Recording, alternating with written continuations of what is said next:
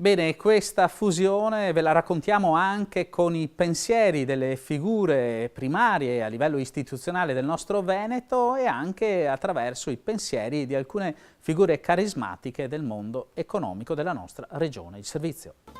Sarà una nuova geografia quella disegnata dal triangolo industriale, un accordo che inevitabilmente avrà un peso politico rilevante e che trova benedizione dal governatore della regione Veneto e dai primi cittadini delle due province. Positiva questa visione da economie di scala e quindi di fusione che porta bene all'impresa e all'economia del Veneto. Dall'altro da noi è importante l'internazionalizzazione, è importante valorizzare queste 600.000 imprese ed è fondamentale che si metta mano alla tassazione. Abbiamo un total rate tax del 68,5% contro una media europea del 46%. La volontà di far sintesi, di fare sinergia e soprattutto di avere un interlocutore forte. Pensare che questa diventa la seconda Confindustria d'Italia, questo fa ben sperare. I veneti hanno ancora tanta voglia di combattere per far crescere questo territorio che merita tantissimo. Crediamo appunto nelle sinergie tra città, soprattutto per Treviso. Noi vogliamo cominciare veramente a tessere dei rapporti importanti, oggi con Padova, domani anche con Vicenza, quindi per altre questioni e sicuramente con Venezia e tutte le altre città. Noi come amministrazione vogliamo che Treviso sia protagonista in un percorso di crescita e di sviluppo che riguardi anche la regione Veneto. Soddisfatti inoltre gli imprenditori che fotografano un andamento positivo del momento ma che chiedono progettualità, sviluppo e innovazione per avanzare una proposta solida nei mercati globali. È un momento importante, un momento che creerà del valore per le due associazioni.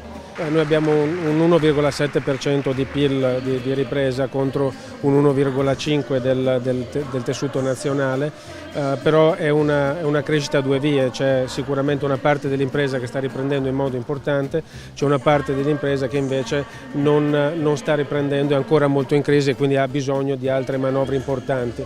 Cosa bisogna fare? Bisogna mettere in piedi una progettualità importante che parli di economia reale, una progettualità che parli di meritocrazia, ma soprattutto di rimettere l'azienda e l'impresa al centro, perché da lì parte il lavoro e da lì riparte l'economia. Il triangolo industriale italiano si sposta una volta era Milano, Genova, Torino e adesso Milano, Bologna e Nord-Est. Il fatto di mettere assieme più aziende, quindi più distretti, fa sì che diventiamo tutti più forti, in pratica, quindi fa più massa critica e quindi più potere. Direi un segno della volontà di cambiare, della voglia di cambiare, della voglia di organizzarsi per un futuro che è urgentemente alle porte, anzi noi siamo già in ritardo, abbiamo bisogno di spingere all'associazione, fare entrare i capitali all'interno delle aziende per poter svilupparsi, insomma.